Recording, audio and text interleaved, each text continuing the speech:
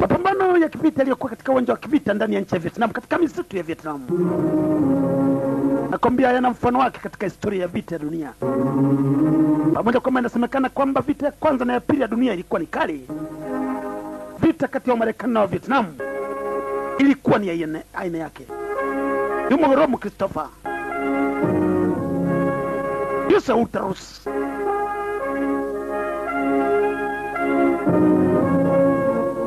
Enya Zalata pamoja na Don Gordon.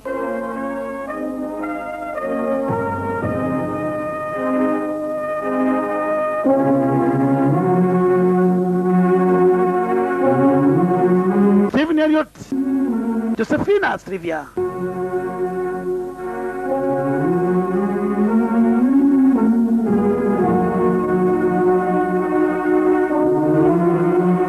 ni katika picha kali ya Wobas, basi la kivita. Muziki uliwekwa na Robert Mary.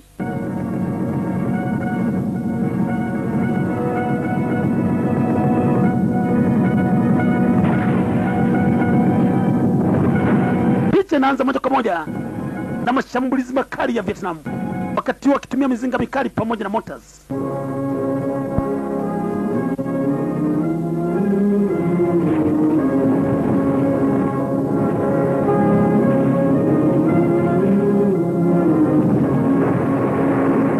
Upenzi watazamaji, mizinga ya mota kwa kawaida katika uwanja wa kivita huwa inakuwa na range kali. Unaweza kuachia bomu kwenda kama maili 10. Kama umedhamiria alipiga jikoni, linapiga moja kwa moja jikoni kwa mpishi, ili mradi anayepiga au anajua kuweka maringo katika mota.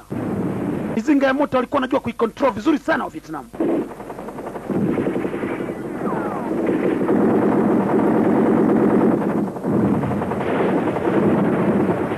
Marekani walijaribu kuchachamaa, kuka naye kwenye maji.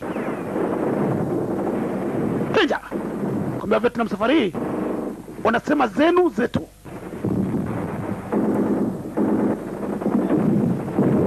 Mashini gani zingine nakwambia zinalia utazani beberu.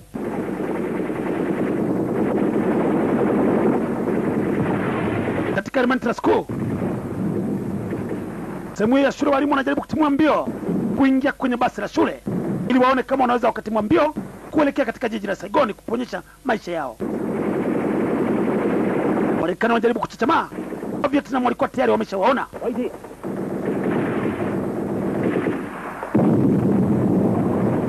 Esi muuguzi ambaye alikuwa anaitwa Josephina anajaribu kutimua mbio wakiwa na mzaniki.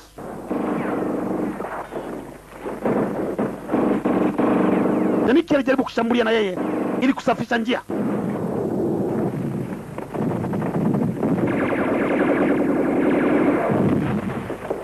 Mzaniki pamoja kwamba alikuwa ametokea sehemu za Australia, lakini alikuwa anajua kuzimimina. Twende. Alikuwa anamuita Josephina pamoja na mwenzake aliyekuwa anaitwa Sylvia.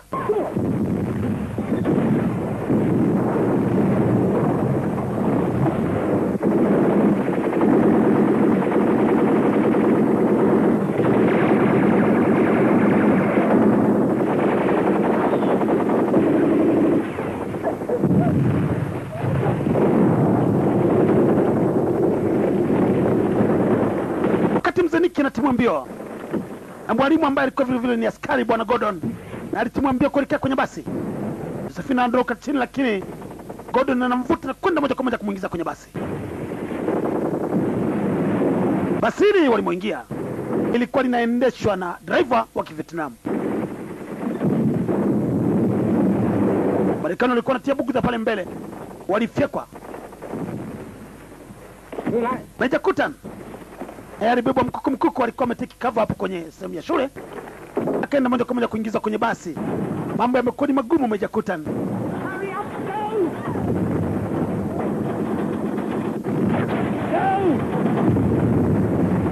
pamoja kwamba driver alikuwa ameumia vibaya, lakini walimlazimisha driver wa Kivietnam aondoe basi mkuku. Wakati huo basi nyuma linafuatwa na makombora.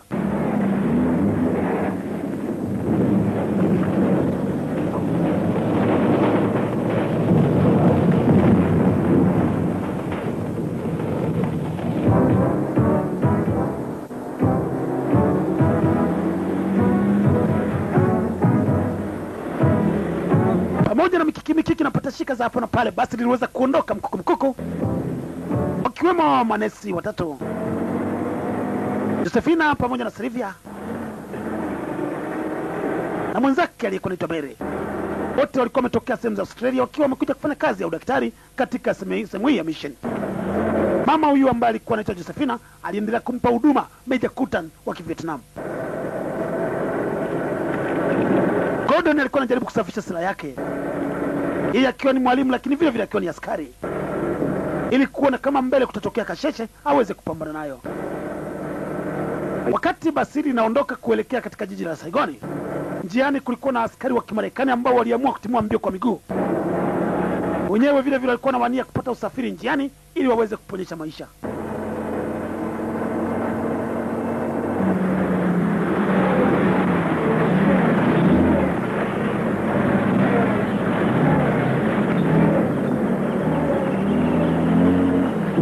Basi likuwa lijafika mbali, pigwa kombora mbele yake, inabidi dereva asimame. Kwa mwingine alikuwa ni Sergeant Cook. Unaambia hapa kwenye basi. Pamoja na mwenzake private guest. Funga mlango. Funga mlango. Sergeant Cook aliingia kwenye basi mkuku. Akiwa na bunduki yake ambayo ni 4-in-1. Na guest naye akaingia ndani.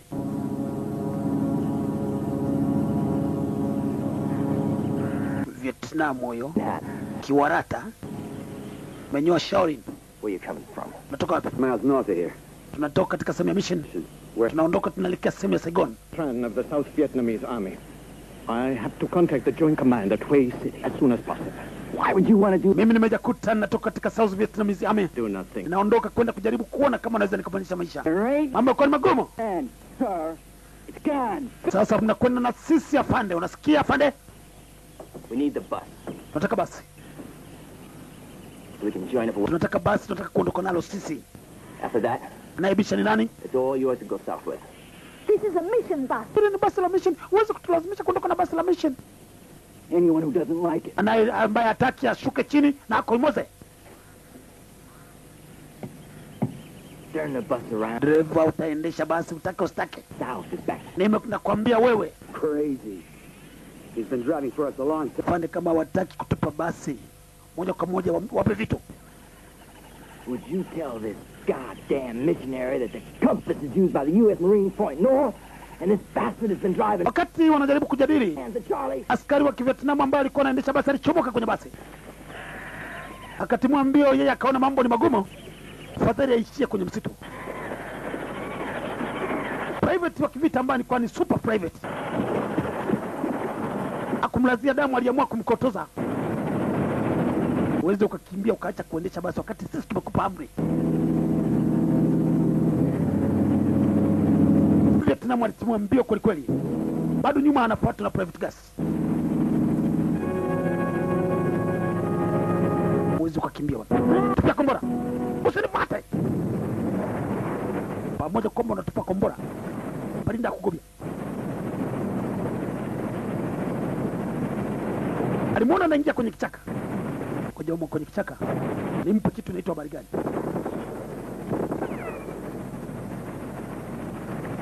Alimuona toka pumbavu kubwa. Tabiri nkoko.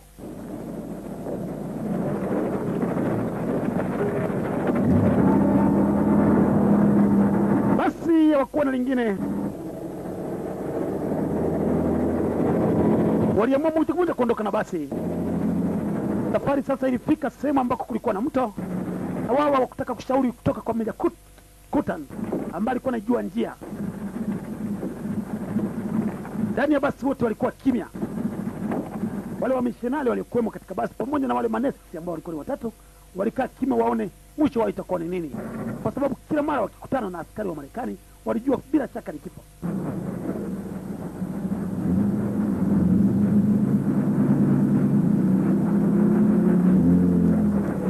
Aliyekuwa anaifahamu njia kwa mwingine alikuwa ni Major Kutan ambaye alikuwa ni Vietnam. Waliogopa kumuuliza njia kwa sababu anaweza akawapeleka na kuwaingiza katika mtego wa maadui. Baada ya kufika katika sehemu ambako kulikuwa na mto, Major Kutan alikuwa anajua mbele kuna nini. never gonna make all that stuff on board. Pande na subiri kwanza nikague njia. Ngoja nicheki njia, alafu wewe mtakuwa mnakuja na basi taratibu. Mimi nijaribu kureki. Mara nyingi sana katika sehemu ya mito huwa anatega viazi. No. Kama kutulazimisha kwenda huko. All my things on the mission. Ndio basi namisha mtu achie sisi tunde zetu. Wewe unamnyushana ni bunduki. Unamnyushana ni bunduki. One. Mwanamke pumbavu mkubwa. You Tunadhani kama tungetaka kuoa tungeoa mara moja. What's the problem? Nini? No, mama anajaribu kuleta ugoro hapa. To the enemy. The opposite side will almost certainly be mine. Katika mapumziko mafupi aliyokuwa nayo, Meja Kutan alijaribu kuwaeleza. Bado wakaendelea kuwabishi. Sergeant Guest kabla asogee mbele kujaribu kukagua njia pale ambako walijulishwa kwamba kulikuwa na hatari. Mzee anaonekana anasema uongo. Hii njia ni safi. Sergeant Cook aliingia kwenye basi na mwenzake akawa anamuita taratibu kwa kimuonyesha njia waweze kuvuka katika sehemu ile kikwazo cha mto. Hey man, come on!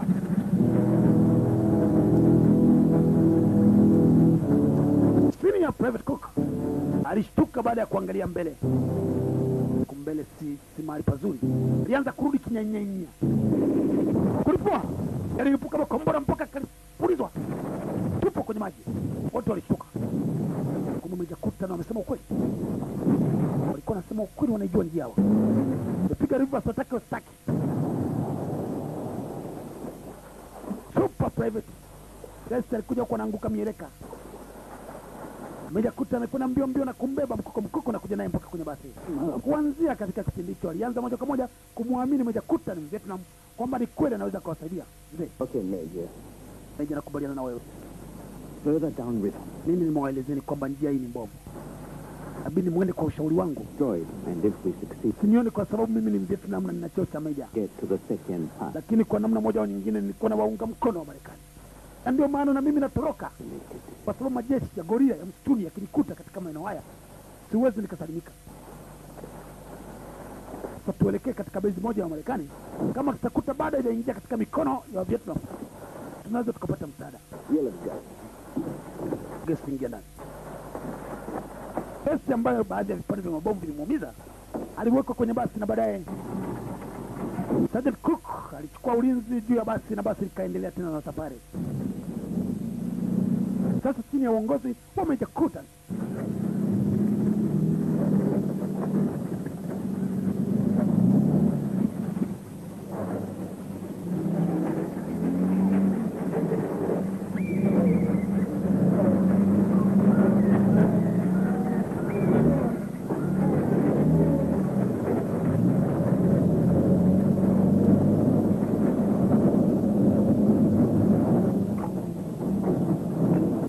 Kwamba walikubali kuongozana na basi hili, hawakuwa wanajua kulikuwa na mafuta kiasi gani katika hilo basi.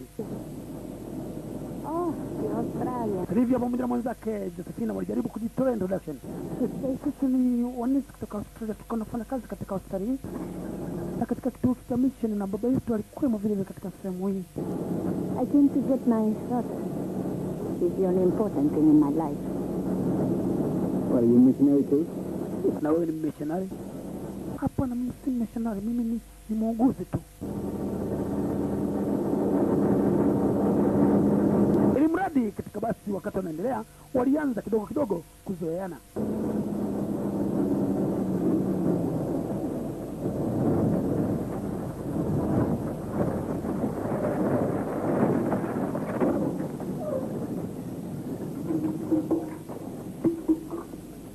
Jaribu kucheki katika basi, waligundua kama wamebakia na lita 20 peke yake.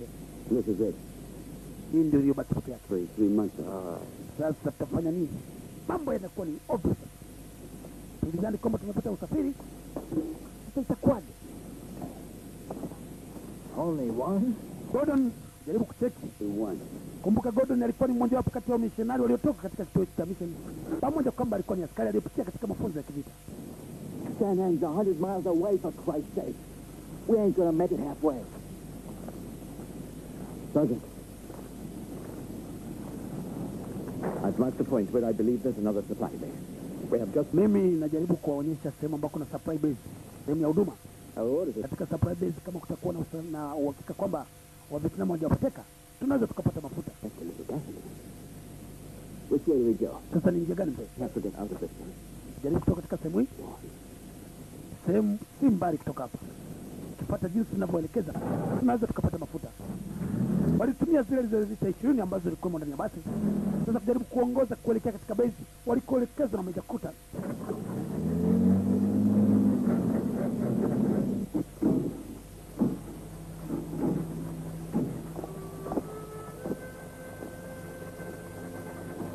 Zilipofika nyakati za jioni, hawakuwa na lingine, waliamua kupaki katika sehemu ya mapito, na kila mmoja akijaribu kujiliwaza kidogo na kupata chakula walichokuwa nacho. Bahati nzuri katika hilo basi, wamishonari ambao walikuwa wanataka kukimbia na hilo basi walikuwa wameweka chakula cha kutosha.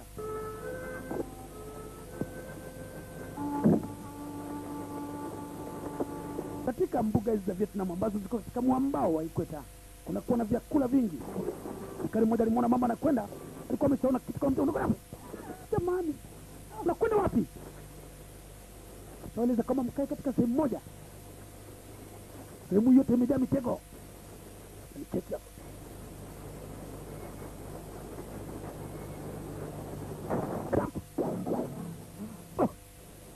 Mama aliamini, akaona maisha yake yangekwenda na maji pale pale, akatimua mbio na kurudi kwenye basi. Kuanzia katika kipindi hicho, dada huyu ambaye alikuwa anaitwa Mary alianza kujua kwamba private huyu wa kivita ameokoa maisha yake. Pale pale alianza kuvutiwa na kuanza kumpenda.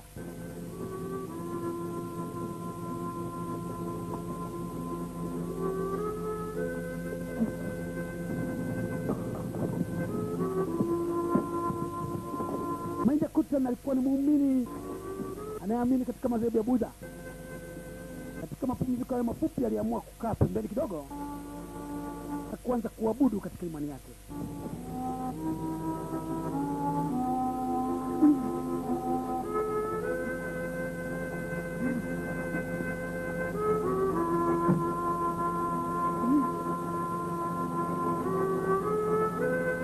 Karia, wewe.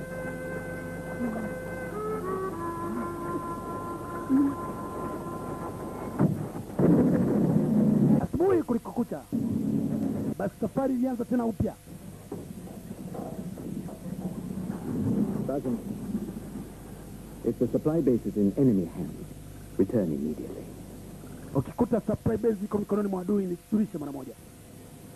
Tutabaki hapa tukiwa tunasubiri ili tuone mtaleta kitu gani. Hapo private, naondoka. Bye. Kumbuka huyu ndiye aliyokoa maisha yake wakati anataka kuingia katika mkono wa bomu, na katika muda mfupi walianza uhusiano wa taratibu. Ameokoa maisha yako huyu mtu, kumbe hawa ni askari wazuri. Mimi nilidhani ni wanyama. Si wanyama dada, naona ni watu wazuri. Nadhani wa Marekani wote ni wabaya. Wako wengine ambao wana roho nzuri.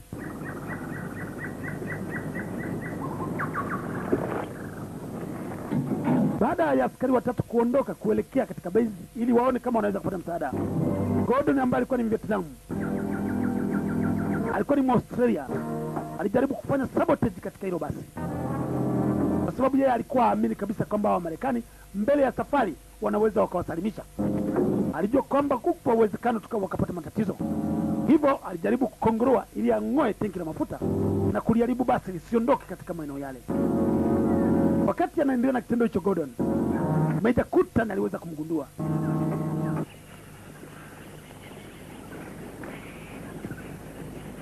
Not bad, eh, Major? I really do not know how she managed to keep her beauty hidden. Pamoja kama mko katika hali ngumu, lakini mnaendelea kujipodoa. Sisi wakati wote jua kina mama tunapokuwa katika hali za namna hii, tutapenda sana kujipodoa, si?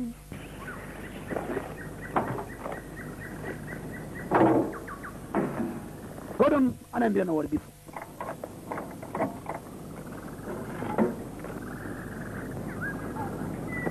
Tafanikiwa tu. Tuwezi kwenda na. Unafanya nini? Nakuuliza unafanya nini? Kuanzia katika kipindi hicho, Major Kutan moja kwa moja alianza kumwekea nongo Gordon. Na wenzake waliporudi, ilibidi moja kwa moja atoe ripoti kwa Sergeant Cook ambaye alikuwa kama kiongozi wa msafara. Ndani ya kipindi kile kile Sergeant Cook pamoja na wenzake super private walikaribia katika kambi, wakaona lori moja linakaribia kuingia kambini. Hawakuwa na lingine, walinyemelea lile lori. Na ghafla Binivu wakadandia na kujisongobeka mle ndani ya lile lori bila walinzi pale mlangoni kugundua, kwa sababu zilikuwa ni taimu za jioni. Giza linaingia. Được rồi, theo tôi vào trạm kiểm soát.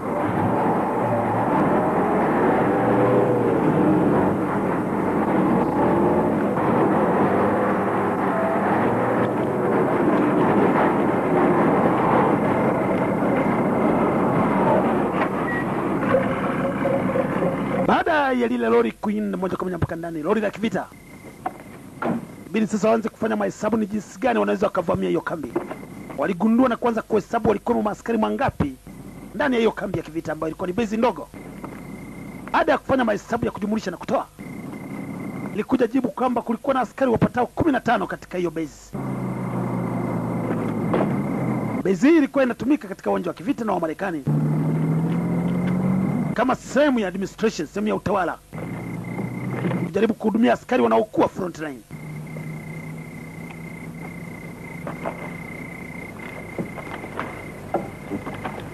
Sasa ni kazi ya kuanza kuwanyemelea askari moja moja. Askari kule pitia kushoto, wewe jaribu kudhibiti wale wa upande wa kulia. Nenda kule, mimi nakwenda kubaku kama ile wa nyuma.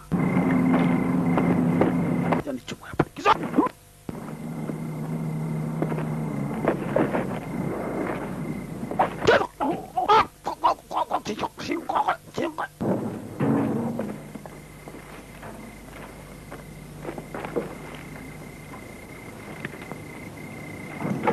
Mmoja aliingia kwenye jeep. Wakati huo walikuwa wameshapakia mapipa matatu ndani ya ile jeep. Sasa wanataka waondoke mkuku. Fungua geti. Wakajaribu kutoka mkuku katika hiyo kambi. Ndipo Vietnam waliposhtuka na kupiga kingora.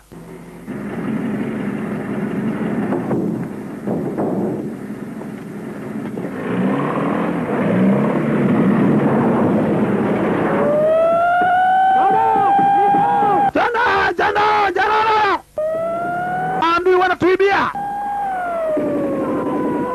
Walikwenda huko na shambulia ili kuelekea kwenye main gate.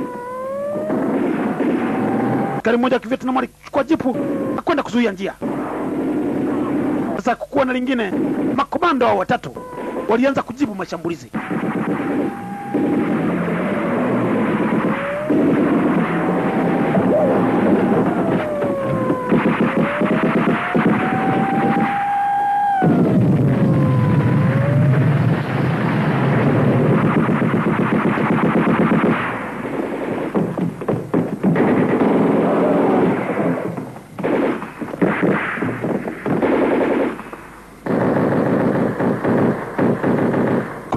Kuna mashine gani kule?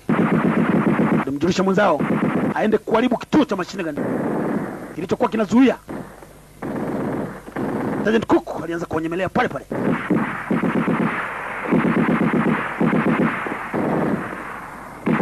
Wako juu huko. Jana waminie. Tekele mbali.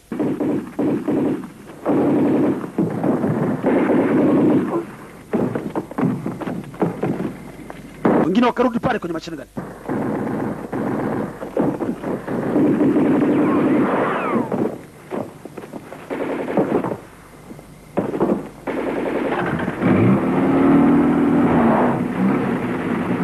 Kwa gesi aliingia kwenye jipu. Ile jipu iliyoachwa ili kujaribu kuondoa ipishe njia. Bado kuna mashine gani. Walijua kwamba Sergeant Cook alikuwa bado kwenye uwanja wa kivita kule kwa ndani. Anajaribu kumnyemelea aliyekuwa na mashine gani pale kwa mbele. Basi la kivita nalo lilikuwa linakaribia katika sehemu hiyo ya base. Basi likuja mkuku na kuingia mle ndani.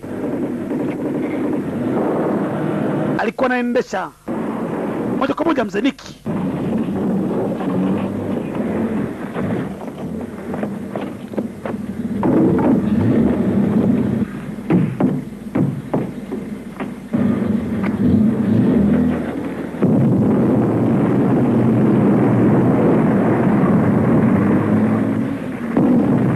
Kazi ilikuwa ni kuharibu sasa hivi kambi, kwenda wanaharibu jengo moja moja, na baadaye basi ilianza kupita mkuku, na wakawa wamepata mapipa yapatayo 3 ya mafuta.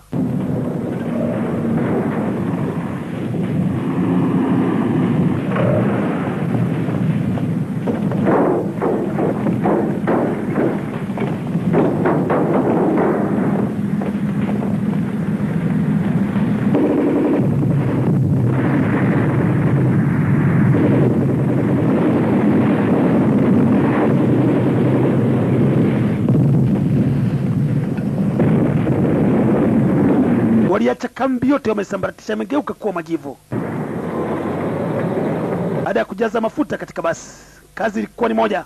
Sasa ni kuondoka, waone kama wanaweza kufika katika mpaka, ili waende kuwai katika base ambayo ilikuwa inahusika na usafirishaji, waone kama wanaweza wakarudi nyumbani Marekani.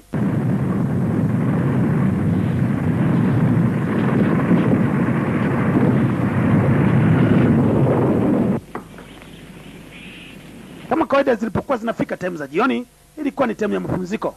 Kama nilivyokueleza mpenzi mtazamaji, katika sehemu hii ya Vietnam ni katika ukanda wa Ikweta, ambako mara nyingi sana mazao mbalimbali, ndizi huwa zinapatikana. Waliweza kupata baadhi ya ndizi zile zinaitwa sweet bananas. Wanajaribu kujipumzisha, na katika kipindi kile kile Gordon ambaye alijaribu kufanya uharibifu alikuwa ameshatolewa ripoti na Major Kutan. Baada ya wenzake makomando kurudi katika sehemu walipofanya sabotage, waliamua moja kwa moja kumpa adhabu, na aliyepewa mission ya kumpa adhabu alikuwa ni super private gas. Mzee, hakuna kwa adhabu. Taka kufanya uharibifu, tutakuacha hapa hapa. Vietnam watakukuta hapa. Huwezi kuendelea na safari na sisi.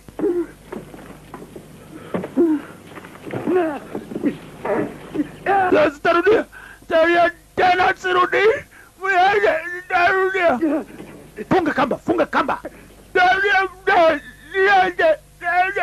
Sitarudia tena. Major Kutan pamoja kwamba alimripoti, alianza kumuonea huruma. No! Don't leave me! Ukanikutoka nimaliza. Sitarudia tena, nimekoma. Tinki subira. I'm driving. Endesha gari. Let's go! Endesha gari tuondoke. Natoa amri ya kuendesha gari, unakataa.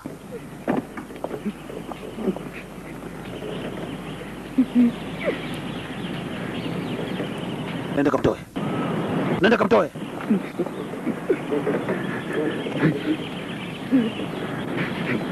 Bana alitarudia tena.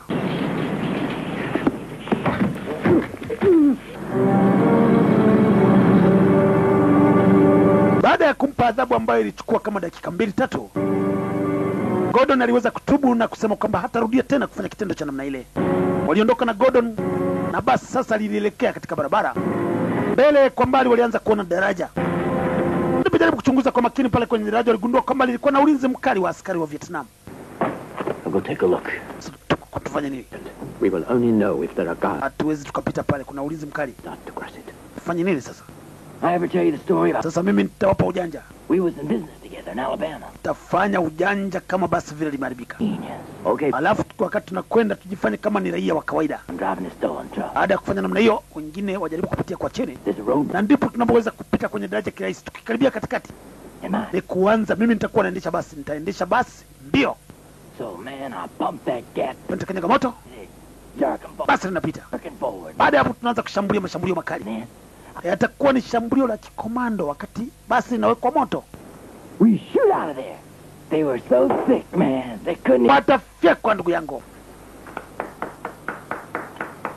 Hata kina mama walimuunga mkono. Sasa wanaanza kujiingiza wenyewe katika askari wale wa Vietnam. Alishuka mzee Niki, na wale akina dada nao wakashuka, ili wale wa Vietnam waweze kuamini kwamba wale ni raia wa kawaida.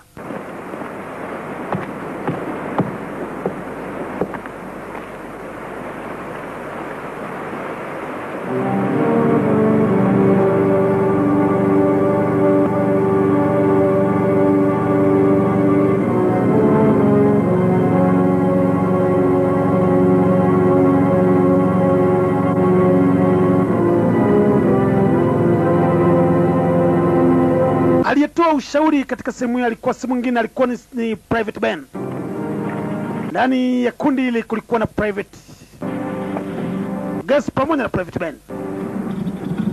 Wa Vietnam walipocheki katika binocular yao ya kivita waliona kwa mbele basi linakuja ambalo waligundua kama ni Scubas. Hivyo hawakuweza kulishambulia wakati liko mbali. Waliona huku linakuja linaswea swea. Driver alikuwa anajaribu kuonyesha kama engine ilikuwa ni mbovu. Walinzi waliokuwa katika sehemu ya daraja walikaa standby wakijua kabisa bila shaka hili basi lilikuwa limepakia wanafunzi.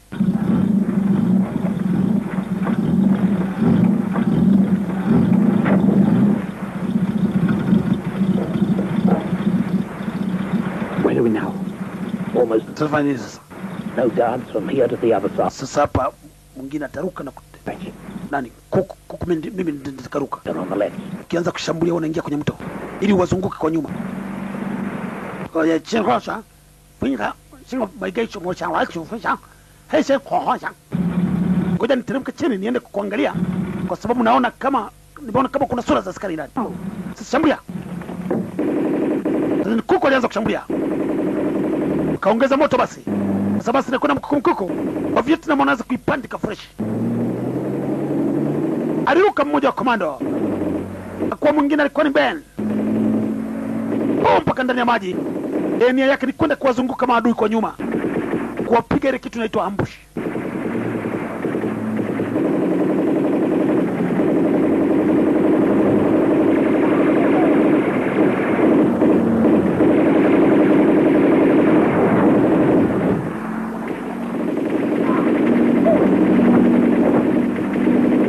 Ben alikuwa ameshazunguka kwa ndani. Alienda kuwatokea kwa nyuma na kuanza kurushiwa zile njugu za mgongoni. Baada ya basi kuvuka, makomanda wa kona lingine pamoja kama walikuwa ni wachache walianza kutia hangle pale kwenye daraja.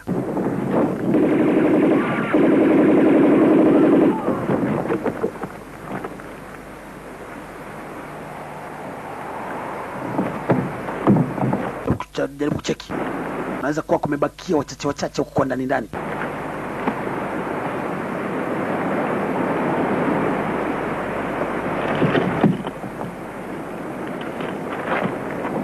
Jamani, hao watu ni hatari kweli kweli.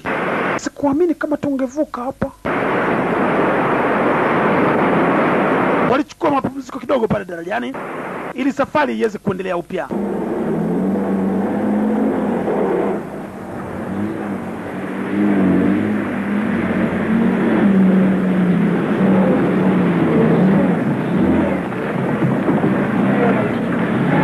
Aliyepewa ulinzi sasa juu ya basi alikuwa ni Gordon, yule aliyetaka kuwa saliti kule njiani. Gordon kama kawaida yeye alikuwa ni mwalimu lakini ambaye si mvumilivu. Ndani ya basi wale manesi Sylvia Mary pamoja na mwenzake Josephina walikuwa wanaendelea kutoa huduma. Jaribu kuwatibu majeraha waliyopata katika mashambulizi ya nyuma. Zenik anacheki. Pamoja ni hivi bwana. Kina dada hawa. Yeye Josephina pamoja kama mzee huyu alikuwa ni mzee. Kwa mbali kidogo alivutiwa kidogo na madevu yake.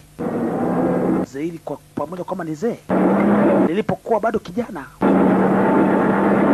Nilikuwa ni mtu wa kuotea mbali.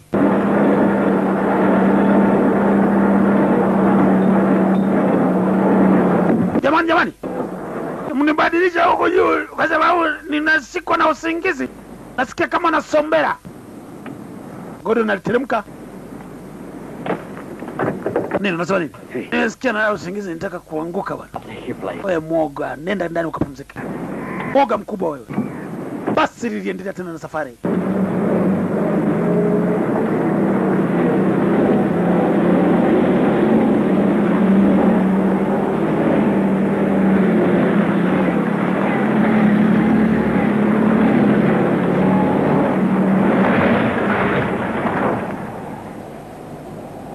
Katika angaika ya basi katika msafara waliweza kufika katika sehemu moja wakakuta kuna maiti zimetundikwa. Mmoja aliwajulisha kwamba inawezekana kabisa hapa wametega bob trap. Bob trap ni mtego ambao unaweza kuingia bila mwenye kujua. wakidhania kwamba kulikuwa na majeruhi, kumbe wakati mwingine waliotundikwa kwenye miti wanaweza kuwa ni wazima. Komando mmoja katika basi alitoka jaribu kwenda kukagua kama kweli ilikuwa ni Bob Trap.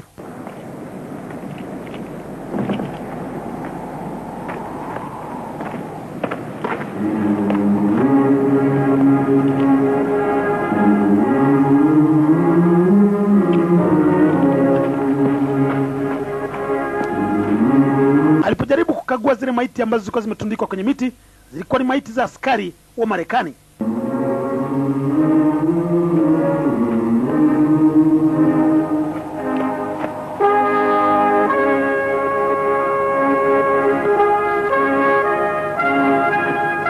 It's a booby trap. Bob Trap. Ni Bob Trap, bila shaka ni Bob Trap. Subiri, akilipua utaweza kuona. You blown sky high.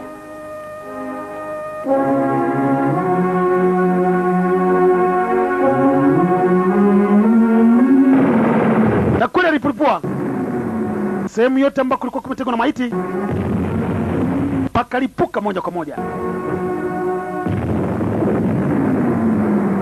Bahati nzuri Private Ben alikuwa mbali kidogo wakati analipua.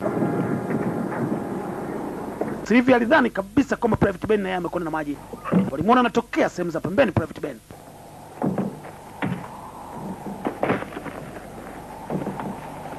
We better take a look. Twende tukakague. The bus to a less exposed place. I noticed the cave on the way up here. You wait for us there. Okay. Nyinyi bakieni kwenye basi. Sisi tujaribu kwenda kufanya reki na kukagua katika base tunakokwenda kama kutakuwa ni kuzuri. Sylvia anasemaje? Na mimi naondoka. Unikumbuke nilikusaidia. Asante. Uende kwa uangalifu. Urudi salama. Gordon yeye alibakia pale kwenye basi. Wakati yao makomando matatu wametumwa katika sehemu moja wajaribu kufanya reki, waone kama angalau wanaweza kupata mawasiliano na makao makuu. Askari wa Vietnam walikuwa kwenye patrol kwenye sehemu inaitwa CP, Observation Point, OP. Aliweza kuona basi linaendelea. Observation Point hii ya wa Vietnam au OP ilituma taarifa katika sehemu ya base yao kwamba limeonekana basi kubas linaelekea katika base ambayo imetelekezwa na Wamarekani.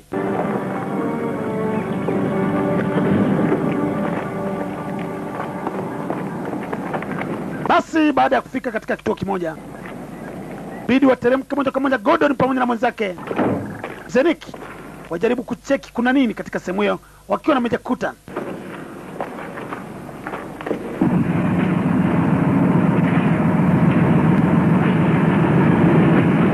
Sergeant Cook na mwenzake Benny wakiwa na mwenzake Gas, wao walikuwa bado wako katika sehemu ya kuelekea katika sehemu ya kujaribu kuona kama wakitapata mawasiliano. Ben alikuwa ameshikwa kidogo na mambo ya kusubara. Leo kuchengoja ni subari kwanza kidogo hapa, sababu siku mbili sijasubara, nilikuwa nakula dry ration.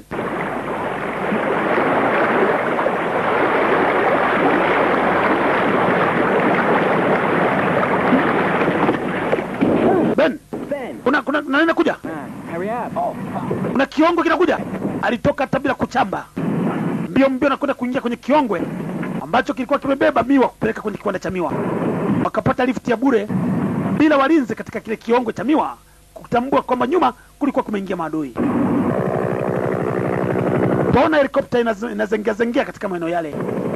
Wakaruka. Elekea wapi helikopta? Tuifuatilie tuone naenda kutua katika maeneo gani. Twende. Katika kituo cha mafuta au wapi twende? Twende, uongozi twende.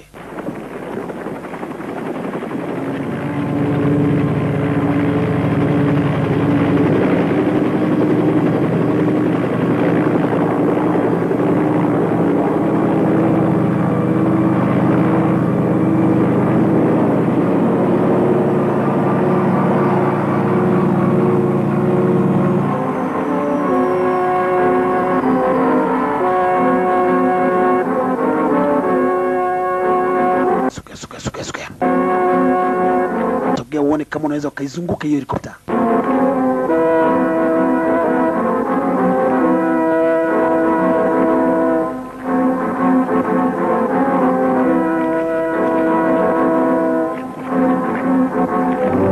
Mzee, mimi nimepitia upande huu na nyinyi mpitia upande mwingine huko. Mwende taratibu. Nataka kufyeka mmoja mmoja kimya kimya.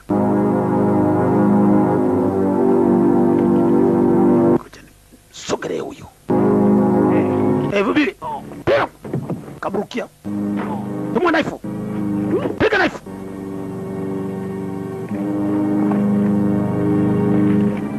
Kwa pande yao ambao nimesikia kwa juu.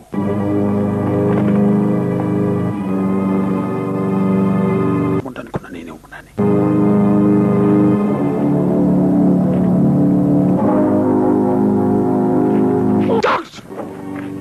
Usingizi.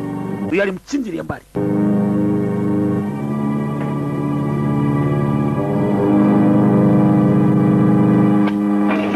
Tumbukiza kwenye jengo. Sasa kuna siri tena. Kama kuna askari ndani humo. Suga. 1 2 3 tunaingia kimkuku. 1 2 3.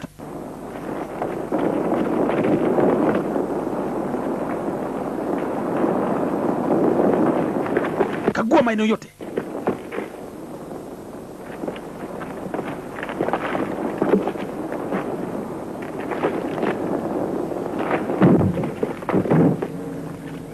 Kuna kitu. Hakuna kitu. Kuna maiti tu. Maiti walizozikuta mle ndani zilikuwa vile vile ni maiti za askari wa Marekani. Wa Vietnam kila mara walipokuwa na wateka wa Marekani, hawakuwa na lingine, walikuwa na wafyekeli mbali. Askari namtambua kabisa. Tulikuwa naye katika uwanja wa kivita. Tuliingia kwenye ambushi ya wa Vietnam. Tukawa tumesambaratishwa, sikujua kama ameingia katika maeneo haya. Alikuwa ni kamanda wangu. Alalala. Na huyo alikuwa ni Captain Wile huyo.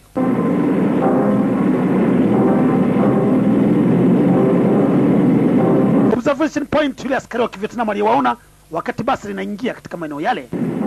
Kwa mbali aliweza kutuma.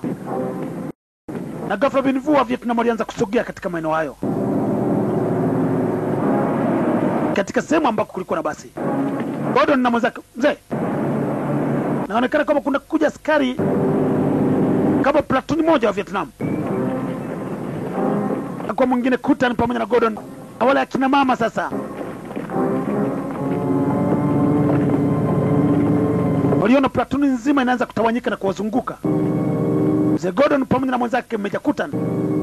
Kumbuka wale makomando walikuwa wameshasogea, wako sehemu ile. Sasa hao wawili sasa ndio wanawashambulia. Kina mama wamejificha. Mzee Niki alianza kazi yake na Mzee Niki naye alikuwepo.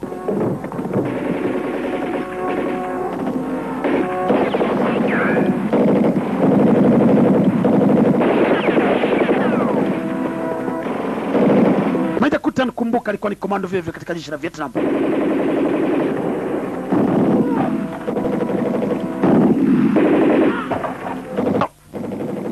Changa Meja Kutan, nani kanisaidia kwa nyuma? Nigundua kama ni Gordon. Gordon, umefanya kazi nzuri. Tuendelee mzee.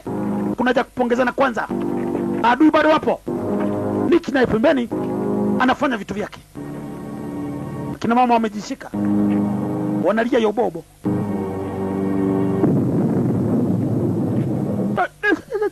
Jamani.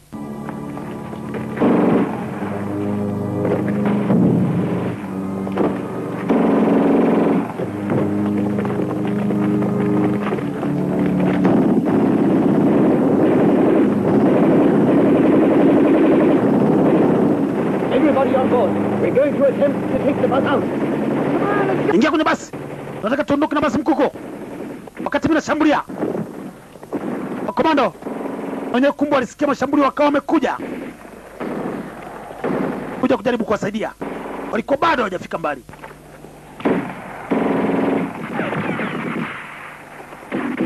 Kumbu wameshambulia wenzetu. Tuzunguke. Pitia wapi mzee? Kumbe tuzunguke, twende. Nakwenda kufanya moja kwa moja deliberate attack.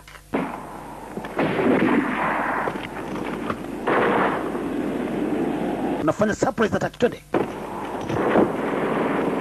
Komando anasogea taratibu. Wauka kwenye site.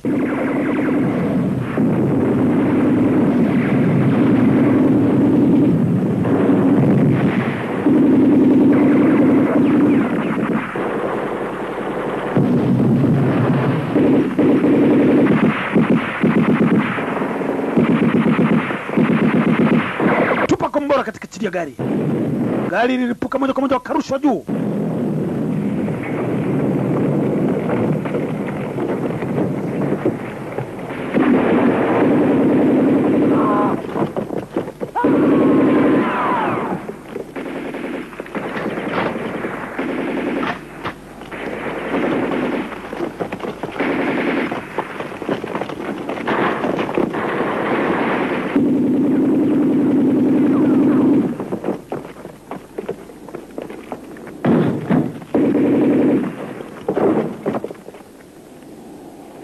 Kazi nzuri.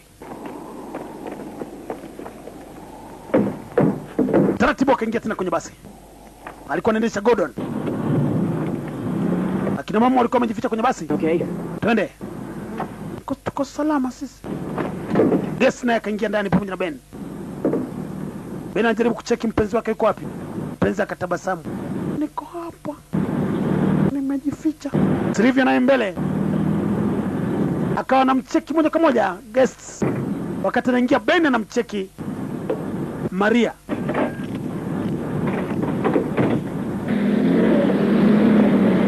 Basi tena likaendelea na safari.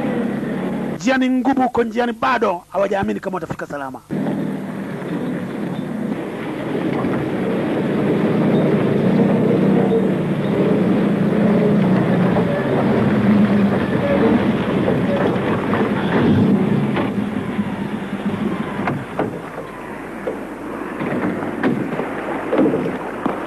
Baada ya kuwa zimebakia kilomita 20, ilibidi sasa wafanye ujanja ni jinsi gani wanaweza wakafika katika maeneo katika hali ambayo itawasaidia kuweza kuvuka mitego ya maadui bila kupata madhara.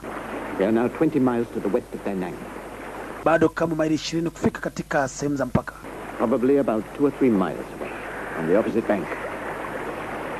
Still south? Yes.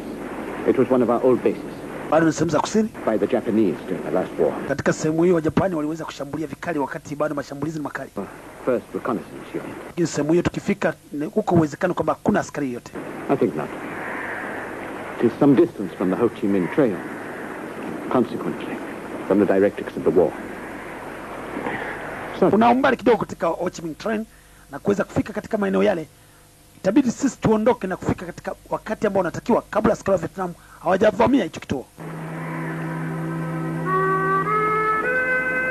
Hawa kina dada walikuwa bado hawajaoga siku nyingi. Bidi lazima wajimwagie maji.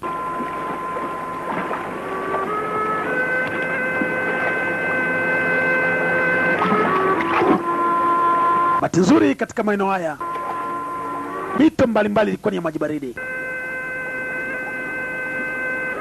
Private Ben alifika pale alikokuwa Maria kujaribu kumuuliza maswali mawili matatu, lakini walikuwa wameshapewa onyo na kamanda kwamba saa zote watakapokuwa katika sehemu ya kusonga mbele hakuna kufanya vitendo vya ufuska, wanaweza wakasababisha balaa. Na mzee Niki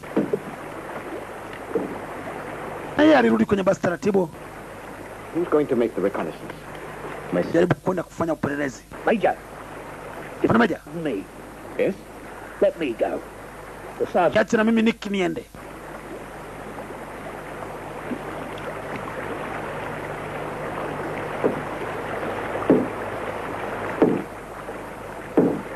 Niki yeye alikuwa anajua njia. Fire once if it's safe for us to proceed. Nimekupa hiyo ni ishara.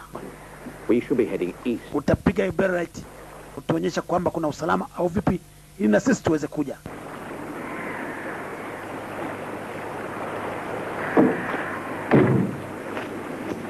Hey, Gus. I'm taking the sergeant's place. Yes, mimi nakuwa nafasi sasa nyingine na kwenda katika shughuli ya upelelezi.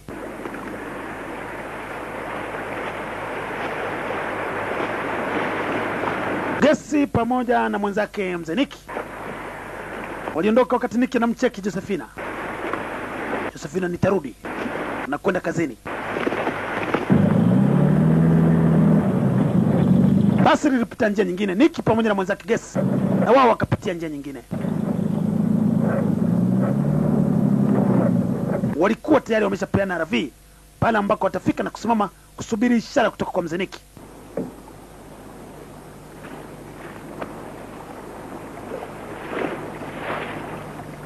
Where we start? This is where we have to wait for the signal. Nabidi tukae hapa tusubiri signal. Ishara itakayopigwa na Bwana Nicky.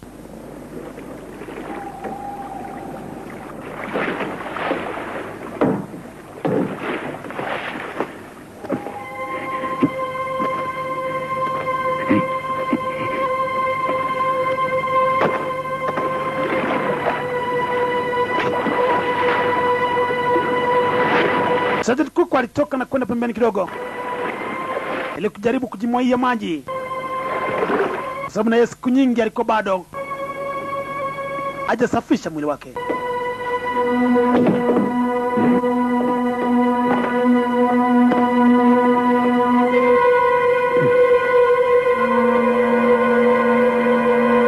Mjakuta na umekwenda wapi? Umekwenda wapi? Mbona haonekani? Hata Gordon driver haonekani. Kipindi hicho Gordon ndiye alikuwa anaendesha gari. Ni cheki, unawezekana wametekwa huko mbele walikokwenda. Meja Kuta alitoka nje basi kujaribu kuangalia wale ambao aliwaona kwenye basi waonekani. Kumbe Gordon alikuwa kidogo na ugonjwa unaofanana na kifafa. Katika sehemu hizi walizokuwa wanapitia kulikuwa na mbu wengi. Malaria ilikuwa imemwingia katika kichwa.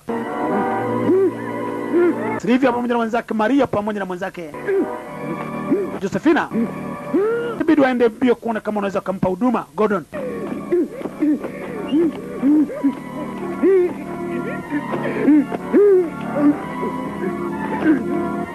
Hebu kufunga meno, funga meno sitaka uma ulimi. Funga meno. Na mimi ni usisoge ngoja mimi namhudumia. Chukua kidonge aina ya fansi na kutumbukiza kwenye ulimi wake.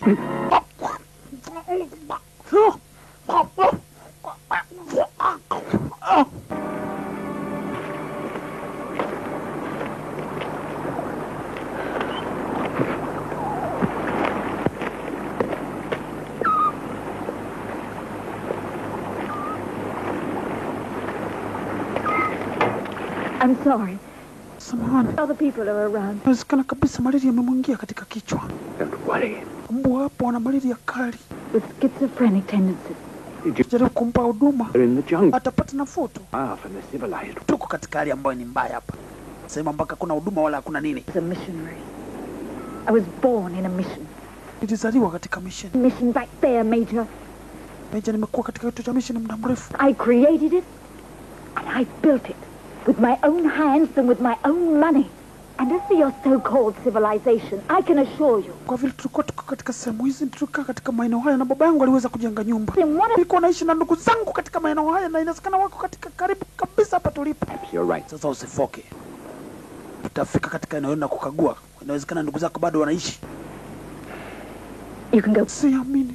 Lazima niende mimi nikakague. want.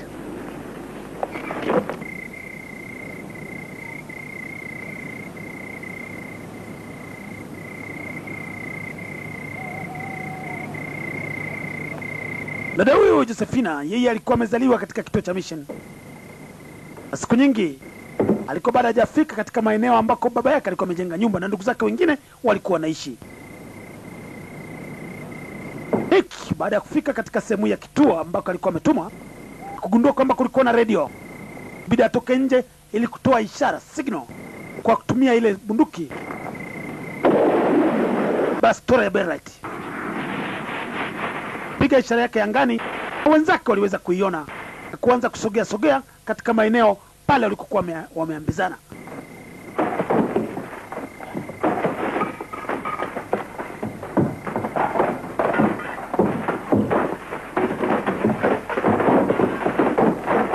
Just my luck.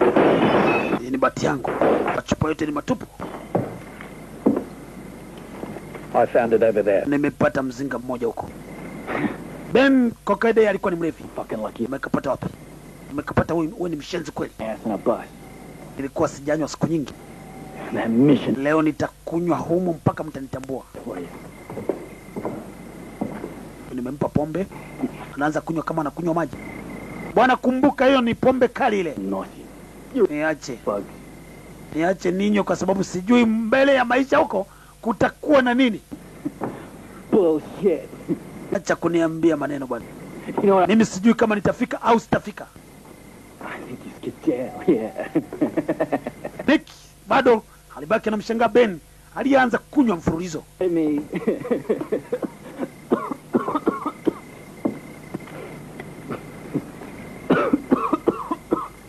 Hey, Ozzy. I asked you a fucking question. Are you mad at me? Mimi nazungumza kama nazungumza peke yangu. Wewe ni mpumbavu nini? Makofia utadhani mcowboy. Soldier. Nimekuuliza mzee. Don't ever Unijibu nakuuliza, mimi nakuuliza unakaa kimya. ever. Nakuuliza ninywe au nisinywe? You're a lucky man. Wewe una bahati. Ben- Mimi huwa sisemeshi mara 2 3 sijamlabua mtu. Like him. He was just... Na kuomba ukae kimya ili tuone kama tutaponyesha maisha. Kwa sababu hali ya safari bado ni ngumu. Ukiendelea kuniletea ugoro, ninaweza nikakufyekelea mbali mimi, sikuogopi. Hata uwe Marekani, hata uwe Mzambia au mtu gani. Basi mzee, about that. kuna kutishia tu kwa sababu ya mtungi. Najua kichwa kimechemka. Kwa mbali waliona basi, kumbe walikuwa wameshatoa ishara, na basi sasa limekaribia katika sehemu hiyo. Sehemu ambako kulikuwa na mawasiliano na kulikuwa na kituo cha huduma kama zahanati ya kuwahudumia askari katika uwanja wa kivita.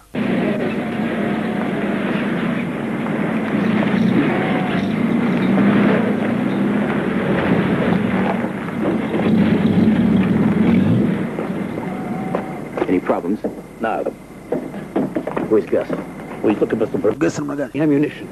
Tuko huku na kumeonekana kuna silaha. Follow me. Silaha zinaweza zikapatikana pamoja na makombora. All right, we're gonna be passing. Kuna mtu yote? Kuna mtu yote? Make yourselves comfortable where you can. Jaribuni kujifanyia usafi katika maeneo, na wale ambao wanasema kwamba ndugu zao walikuwa wanaishi katika maeneo wanaweza kwenda kukagua kuona kuna nini. Hey, Sisi tunajaribu kuwasiliana na makao makuu tuone kama tunaweza kupata mawasiliano. Nasemekana kwamba imepatikana radio. one box. Mzee, mimi nimepata chupa But there's more stuff. na bado kuna chupa nyingine na mimi naendelea kunywa. Twende kwanza ukanywe nikuonyeshe chupa zilipo.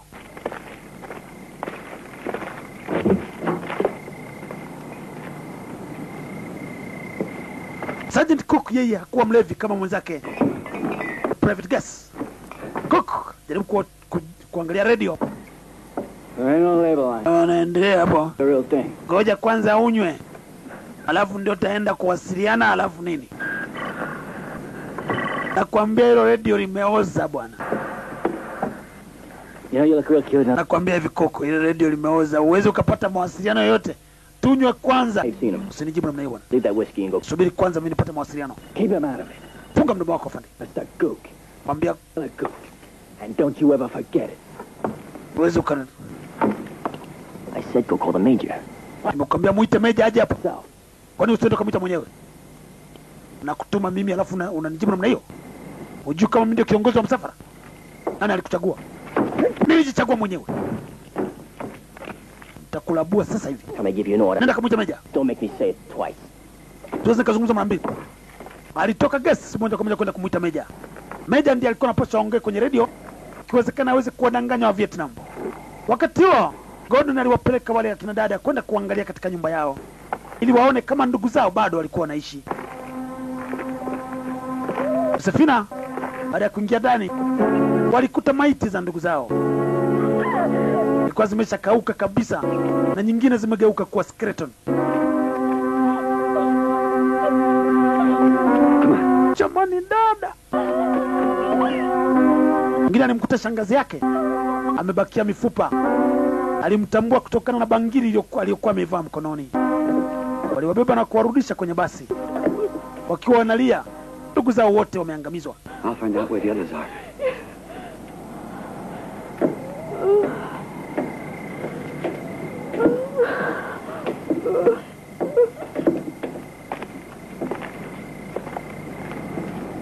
Gordon aliposikia kwamba redio ya mawasiliano ilikuwa inakosa nguvu, alijaribu kuwaza sasa afanye nini. Alikumbuka kwamba kwenye gari lao la school bus kulikuwa na betri ambayo ingeweza kusaidia katika shughuli za mawasiliano. Daban! Meja Kutan My lawyer. wanajaribu kuwasiliana na makao makuu ya Vietnam. Jaribu kuwapoteza lengo ili wapate njia ya kuweza kupitia kuelekea Saigon. Daban! Goichim San! My lawyer. Daban! Goichim San! Gordon alichungulia na kugundua kwamba radio waliokuwa naitumia mawasiliano yake betri ilikuwa down. Pamoja kwamba ni wasilishi. Radio betri ni down.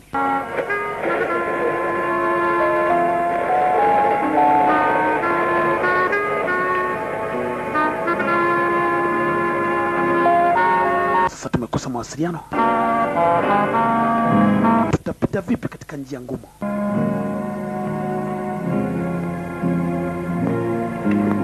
Wote walianza kukata tamaa.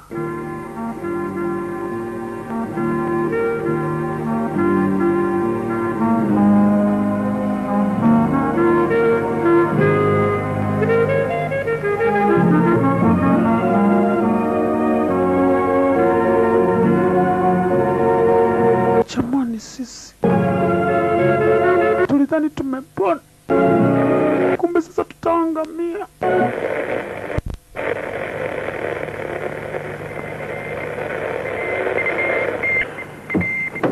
Baada walimwona Gordon anakuja na betri. No, hata sisi tulikuwa tumesahau kwamba kuna betri kwenye gari. There's a third one, but it's flat. Naweza hii betri ina nguvu. To make you start believing in miracles. Sikuamini kabisa huyu amefanya kama miujiza. I'll hook it up for you. Jaribu kuweka waya. Na moja kwa moja radio ilianza kufanya kazi.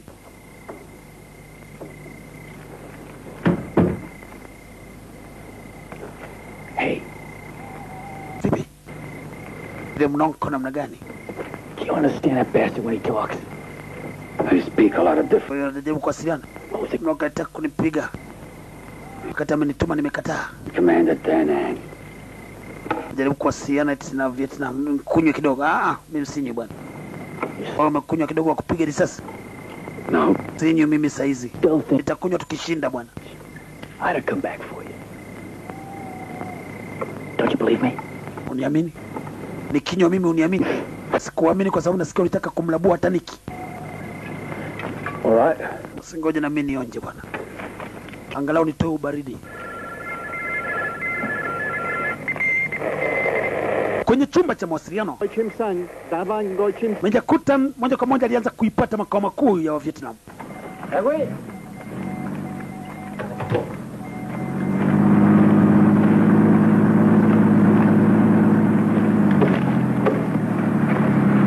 Kamanda Quan Tam Pen. Kamanda Quan Tam Pen aliweza kupata mawasiliano hayo. Bahati nzuri yeye alikuwa anaijua sauti ya Meja Kutan. Huyu ni Meja Kutan. Ni mwongo. Ni Meja Kutan. Tôi đôi khác ăn sang mày. Chúng tôi đôi khác ăn sang mày hết.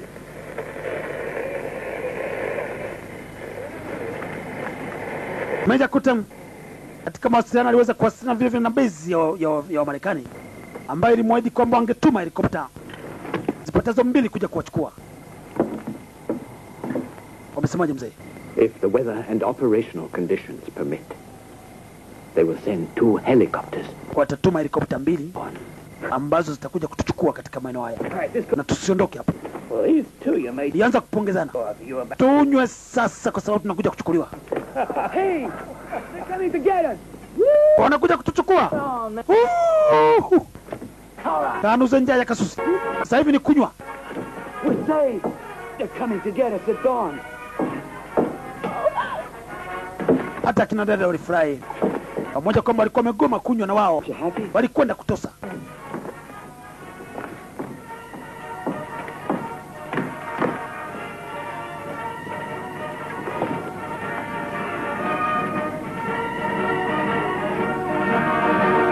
Gordon na yeye ambaye alikuwa hataki kunywa kabisa. Wacha ninywe bwana. Nakuja kuchukuliwa. Walipiga ile kitu inaitwa kambe. Kumbe katika kipindi kile kile wa Vietnam, chini ya kamanda wao walikuwa wanajiandaa sasa kusogea katika ile base ya Marekani. Fanya haraka kuingia kwenye hiyo base. Nimemsikia Meja Kutan akiongoza ile kundi. Haraka haraka. Wanajiandaa sasa kuja kwenye hii base ambako kundi la Sergeant Cook lilikuwa linatosa.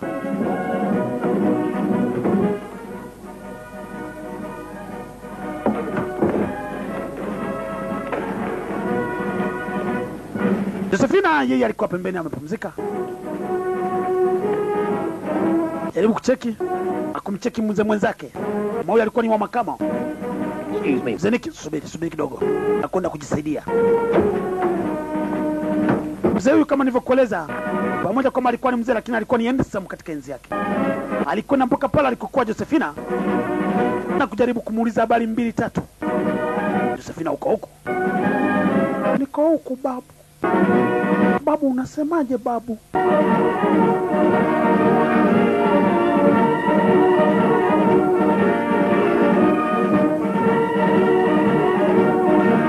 Mzee huyu bwana fanya mambo ya kitoto. Akui alikuwa nimejakuta ni mzee mwenzangu, lakini anafanya mambo kabisa utadhani ni kijana wa miaka 40 na huko na miaka 60.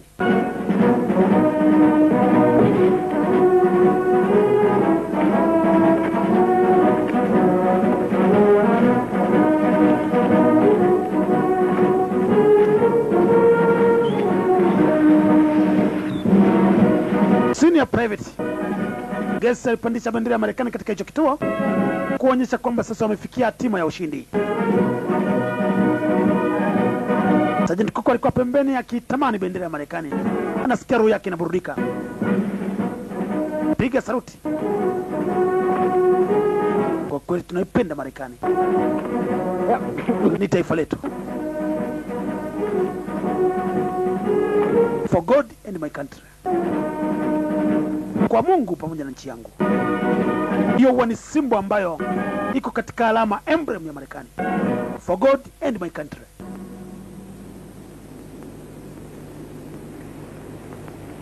Kamanda wa Vietnam alikaribia katika hiyo kambi. Jaribu kucheki kwa mbali. Kumbe wako hapa. Ngoja nizame kwanza.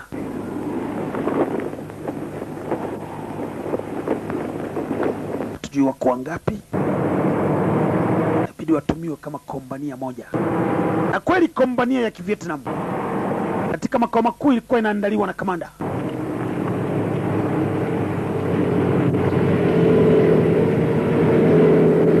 Kamanda mwenzake ambaye alikuwa na cheo cha meja. Fanya haraka. Tuondoke mara moja. Enda kushambulia kambio mara moja base. Ni kuifika katika kipindi cha dakika 15 tu. Askari wote walijibu ndio afande.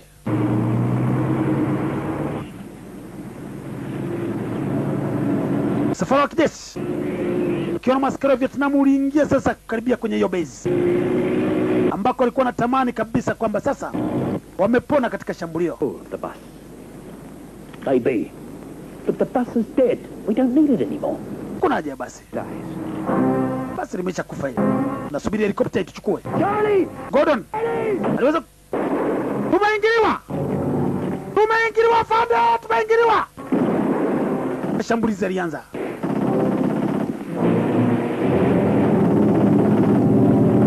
Sasa makomando, ulikuwa ni wakati wa kuonyesha ukomando wao. Na kwa vile waliingiliwa kuomelewa, mapambano kwa kweli yalikuwa ni makali.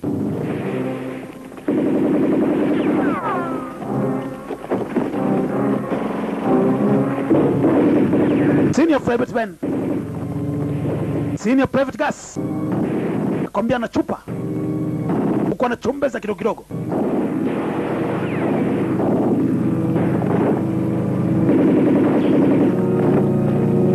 Sergeant Cook anaruka na kufanya vitu vyake. Kina dada wanahangaika, anakimbia ovyo ovyo. Dada huyo kaingiliwa mle ndani, alikuwa ni Josephina. Hiki alifika na kumsaidia.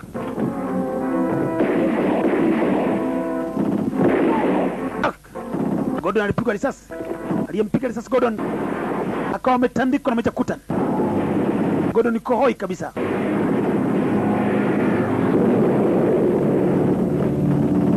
Gordon yuko hoi kabisa, anahangaika.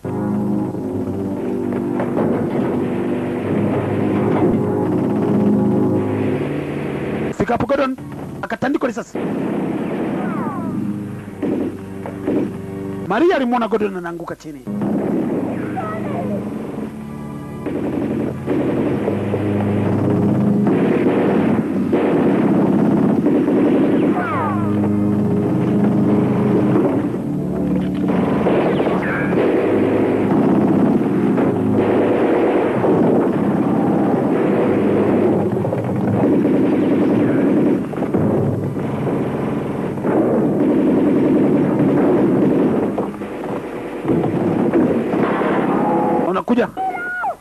Mama anakimbia ovyo. Maria, toka tandikwe. Kwa ni Silvia. Wakaingia ndani. Wakamkuta Silvia anahangaika, wakamkamata nywele na kumtoa nje mkuko. Silvia anamtoa nje mkuko. Maria aliweza kuona. Tandika kwa tandikie mbali. Usiende huko. Kamsefu. Kwa ngesi. Gesi akapigwa risasi wakati anamsaidia Maria.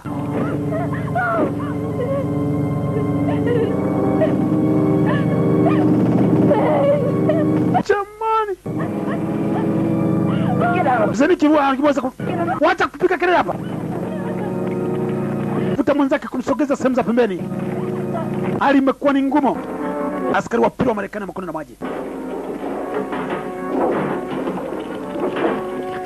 Kwa ndani, Sergeant Cook ameshapata mkanda wa risasi. Kwa jina lingine tu mkandara wa risasi. Ameishika machine gun yenye uzito wa kilogramu 47. Na hiyo inaitwa MMG, medium machine gun.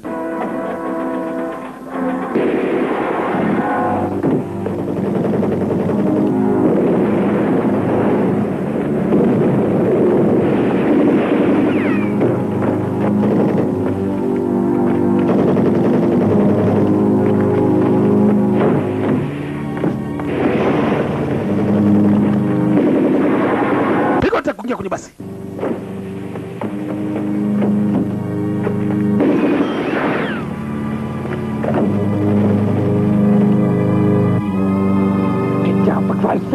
Kwa Zanzibar alikuwa ni private band, anaingia ndani.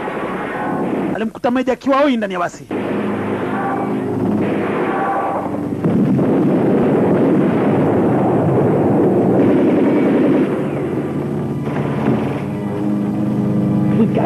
Afande mtuondoke. Afande tuondoke. Ndio Ben. Ndio Ben, wacha ni twende. Hang in there, Major. Afande Meja, twende afande. Na akapiga risasi Ben. Soja vipi soja? Nataka kunichukua alafu nakuaje? Afande Guten. Uendeshe basi. Uendeshe basi soja. Uendeshe basi soja. Liafande.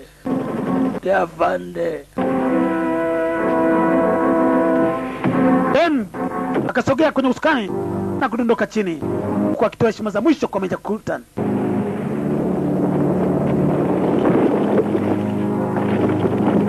Bado Sergeant Cook anapambana na maadui. Meja Guten anajaribu kuendesha basi akiwa hoi. Anawasha basi aliwaki.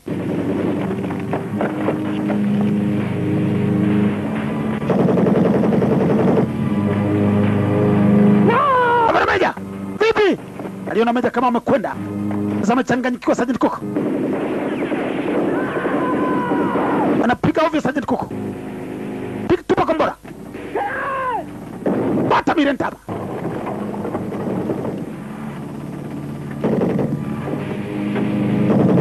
Zeniki machiki kwenye basi alimwona Meja akiwa hoi. Meja vipi huyo? Futa mwenzake na kumwingiza katika basi. Hawataki kuiacha maiti pale. Wakati zile helikopta mbili sasa ndipo zilikuwa zinafika katika muda ambao walikuwa wameshaujulisha.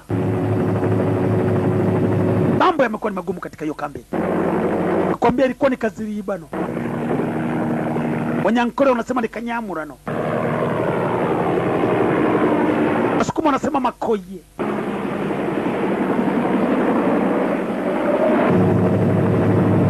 Waganda wanasema kitaro. Helikopta mbili za kivita zinakuja.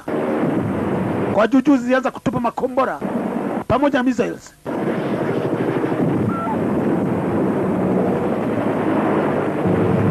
Sergeant Cook bado anafanya vitu na Nicky bado yupo.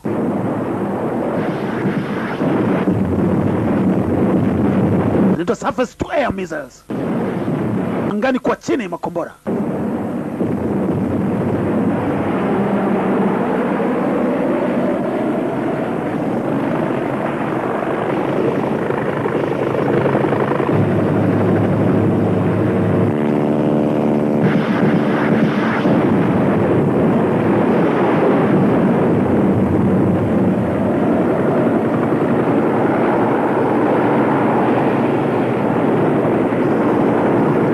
Kwambia sehemu hizi ambazo walikuwa wanashambulia zinafanana kabisa na sehemu za mbwa maji kwenda katika sehemu za Mji Mwema. Minazi inayoonekana katika maeneo haya haina tofauti kabisa katika sehemu za pembeni mwa jiji la Dar es Salaam. Hiki aliwaita kina dada waende mbio kuingia kwenye helikopta ambazo zilikuwa tayari zimeshapaki pale chini.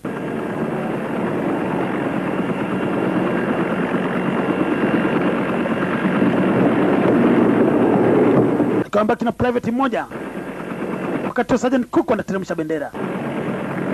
Hajakuta bado kwenye basi ni mzima. Aliona kwenye nyumba moja kuna maaskari wanapiga risasi. Kwa lazima nimfe nao. Katika jaribu ya muda mrefu. Eti ilikuwa down kwa sababu walitumia katika mawasiliano. Waliona basi linaondoka. Tulidhani mzee amekufa. Kumbe bado ni mzima. Anaenda kufa na wa Vietnam mzee Kutan. Moja kwa moja mpaka kwenye godown. Kama mgongo aliingia ndani. Yeye pamoja na Vietnam na basi wakasambaratishwa. Mzee akafa kishujaa.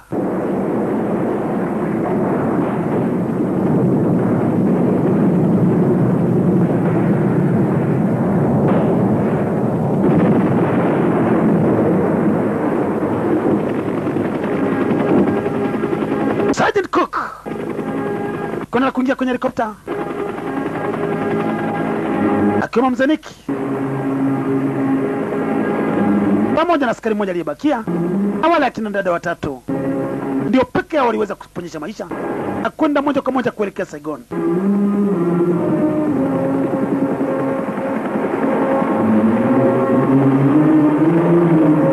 Picha yetu ya Wobas ambayo imeletwa na mkanda wa Rufufu Videoteki iliyoko katika mtaa wa One Way.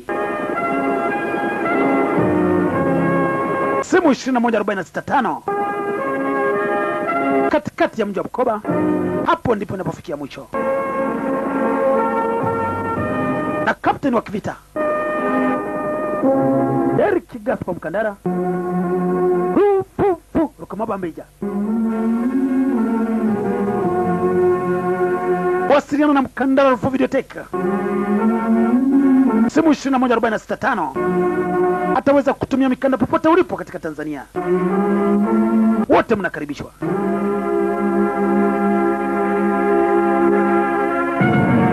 Wapenzi wa picha za kivita, nipate picha ya Last Platoon ya Vietnam vile vile. Platoon Leader picha ya Vietnam vile vile. Leatherneck picha ya vita ya Vietnam vile vile. The Rescue Batch 21.